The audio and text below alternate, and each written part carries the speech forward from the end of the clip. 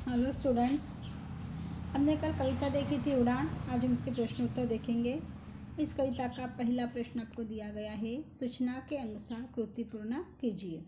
उसमें आपको पहला दिया है, सही विकल्प चुनकर वाक्य को पूर्ण कीजिए। पहला उसके अंदर दिया है क नंबर, परों में शक्ति हो तो, परों में शक्ति हो तो उपलब्ध नभ को नापना है, उपलब्ध जल को नापना है, भू को नापना है। क्या आएगा इसका उत्तर? फिर उपलब्ध नभ को नापना है।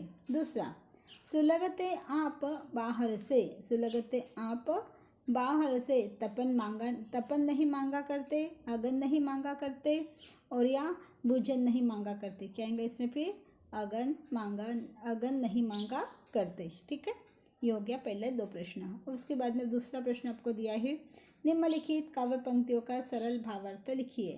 तो आपको पहले दो स्टांजे दिए, पहले दो स्टांजों का आपको अर्थ लिखना है उसके अंदर कि यह कविता किसने लिखी है, क्या है उसके अंदर, इसके कवि कौन है, इसकी विधा क्या है, ये पहले लिख लेना। उसके बाद में उसका अर्थ लिखना है आपको। अंधेरे के इलाके में किरण मांगा नहीं करते, जहाँ हो कंटकों का वन सुमन मांगा नहीं करते। इस प्रकार से हम क्या लिखेंगे कि जिस जगह पर अंधेरा है उस जगह पर हमको कभी भी किरण की आस, प्रकाश की आस नहीं करनी चाहिए। और इतना ही नहीं, जिस जंगल में हम गए हैं वो जंगल यदि कांटों का होगा तो वहाँ पे कांटों के जंगल के अंदर हमें कभी भी फूल मिलने वाले नहीं है। इस प्रकार से उसका अर्थ लिखना है।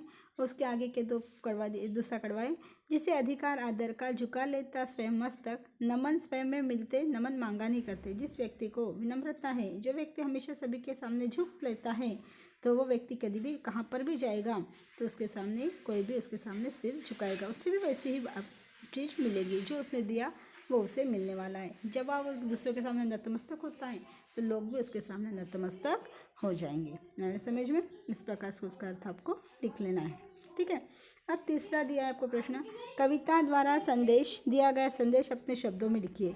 तो आपको ये कविता से क्या संदेश मिला वो आपको इसके अंदर लिखना है कि हमने कविता पढ़ी और इस कविता को हमने पढ़ने के बाद में हमें ऐसा मालूम है कि मानवीय गुणों का संदेश इसके अंदर दिया है। मानव को कैसा होना चाहिए? स्वाभिमान, विनम्रता, हौसला, दूरदृष्टि, अपनी गलती पर पश्चाताप करना आदि गुण किसी भी व्यक्ति के व्यक्तित्व के विकास के लिए आवश्यक है। स्वाभिमान मनुष्य में आत्मविश्वास उत्पन्न करता है। विनम्र व्यक्ति सर्वत्र आदर प्राप्त करता है और हमारा हौसला जितना अधिक होगा हम उतने ही ऊंचे लक्ष्य को प्राप्त कर सकते हैं। दूरदृष्टि हमें हमारे लक्ष्य निर्धारण में सहायता करती है। गलती प्रत्येक इंसान को से हो जाती है। अपनी गलती को न समझना और समझकर भी सुधारने का प्रयास नहीं करना, इसके लिए इसके बाद पश्चाताप करने को अपना अपमान समझना, अप्रिय मानना, हमें अधिक से अधिक मानवीय गुणों का विकास करने का प्रयास करना चाहिए और जहाँ पर भी अपनी गलती उसे स्वीकार कर लेना चाहिए। पश्चाताप के अलावा कोई भी चीज़ नहीं होती, उससे बड़ा कोई भी प्रायश्चित नहीं होता। इस प्रकार से इस कविता से हमको सीखने को मिलता है। आया समझ में? अब आपको चौथा प्रश्न दिया गया है, संजाल। इसके अंदर दिया है, कवि ने मानवीय गुणों की और संकेत किया है। कवि ने इन मानवीय गुणों की ओर संकेत किया है। तो कौन से मानवीय गुण बताए कवि ने वो आपको यहाँ पर लिखना है कि पहला गुण बताया आदर, है ना, हर व्यक्ति को आदर करने की आदत होनी चाहिए। दूसरा नमन करने की आदत होनी चाहिए, हर व्यक्ति बड़े बुजुर्गों के सामने अपना नमन करना चाहिए। तीसरा दिया है शक्ति और चौथा दिया है पश्चाताप करने से सारे पाप धुल जाते हैं। इस प्रकार से ये चार मानवीय गुणों का संकेत इसके अंदर किया गया है। आया ध्यान में?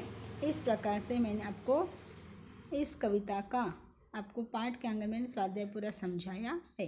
ठीक है, अब उसके बाद में आपको दिया है इसमें पहला प्रश्न, जो आसपास जो श्रवणीय हिंदी मराठी भाषा के प्रमुख गजलकारों की गजल रचना सुनिए और सुनाइए। दहेज जैसी सामाजिक समस्याओं को समझते हुए उसके संदर्भ में जन जागृति करने हेतु घोष वाक्यों का वाचन कीजिए। ठीक है, कविता बलन में चिड़िया बोल रही हूँ इस विषय पर स्वयं प्रेरणा से लेखन कीजिए। यानी इस प्रकार से एक आधा निबंध आपको तैयार करना है कि मैं चिड़िया बोल रही हूँ, चिड़िया क्या क्या बोल रही है वो लिखना है आपको। ठीक है, उसके बाद में एक आपको प्रश्न दिया है, आसपास करके अंतर्जाल की सहायता लेकर कोई कविता पढ़िए और निम्न मुद्दों के आधार पर वाक्य स्पष्टीकरण कीजिए। कविता का नाम, कविता का विषय, केंद्रीय भाव और कविता का संदेश। जैसे हम एप्रिसिएशन लिखते पद्यांश उसका पूरा, उस प्रकार से एक आधी कविता पढ़ो और उसके ऊपर आपको लिखना आना चाहिए। इस प्रकार से आपको ये प्रश्न उत्तर मैंने आपको सब समझा दिए। आज अपनी कविता संपूर्ण हुई है। आप इसका पूरा होमवर्क मेरे व्हाट्सएप पर भेजो। होमवर्क कर नहीं रहे आप, होमवर्क देख नहीं रहे आप, वीडियो देख नहीं रहे आप, क्या प्रॉब्लम है? कम से कम वीडियो तो सुनो, नहीं ज़्यादा कुछ तो। अब हमारे 2 पार्ट रहे, 8 दिन के अंदर दोनों भी पार्ट में पूरे कर देती हूँ आपके, ठीक है। फिर हम देखेंगे व्याकरण, ओके। अब तुम्हारी एग्ज़ाम भी आ जाएंगे अब, तो आपको इतना वर्क करना है, ठीक है, ओके। आज इतना समझाया, समझ के लो। अगले पीरियड में मैं तुम्हारे को मेरे पिताजी ये पाठ पढ़ाऊँगी। डॉक्टर हरिवंश राय बच्चन ने लिखा ये पाठ मैं तुमको पढ़ाऊँगी, ठीक है, ओके।